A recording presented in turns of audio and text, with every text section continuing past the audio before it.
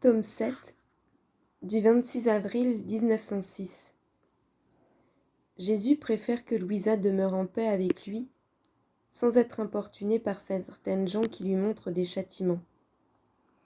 Un prêtre fait un sermon sur les châtiments, et Louisa discerne que ce prêtre pouvait être Jésus. Étant dans mon état habituel, il me semblait voir des personnes réunies autour de mon lit. Elle voulait que je voie les châtiments qui arrivaient dans le monde. C'étaient des tremblements de terre, des guerres et d'autres choses que je ne comprenais pas très bien. Elle me demandait d'intercéder auprès du Seigneur pour qu'il ait pitié de tous. Elle me demandait être des saints, mais je n'en suis pas sûre. Puis je me suis retrouvée hors de mon corps, et j'ai entendu Jésus béni dire à ces gens : « Ne la tracassez pas, et ne l'affligez pas en lui montrant ces scènes douloureuses.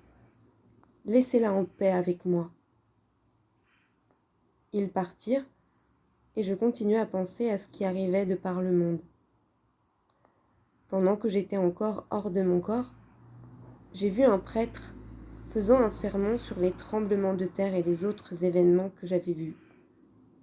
Il disait : « Le Seigneur est très fâché, et je crois que les châtiments ne sont pas près de finir. » J'ai dit : « Qui sait si nous serons épargnés ? »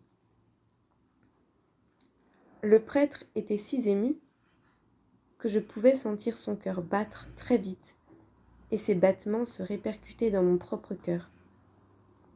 Je ne savais pas qui il était, mais j'ai senti qu'il me communiquait quelque chose que je ne comprenais pas. Puis, il m'a dit : « Comment des événements si graves de ruine et de mort peuvent-ils arriver quand il y a un cœur qui aime pour tous ? Au plus, il y aura quelques secousses, mais sans beaucoup de dommages. » Quand j'ai entendu un cœur qui aime pour tous, je me suis sentie touchée, et je ne sais pas pourquoi j'ai dit : « Que dis-tu ? Un cœur qui aime pour tous ?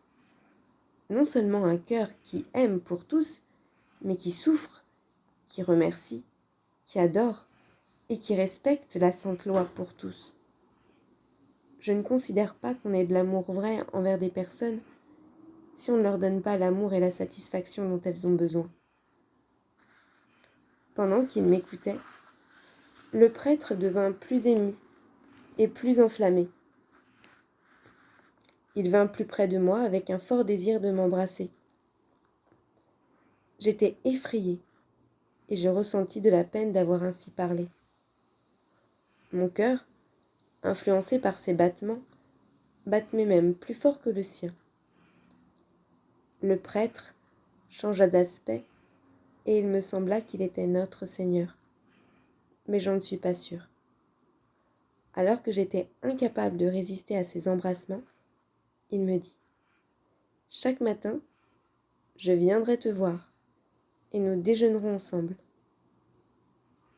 J'étais dans cet état quand j'ai réintégré mon corps.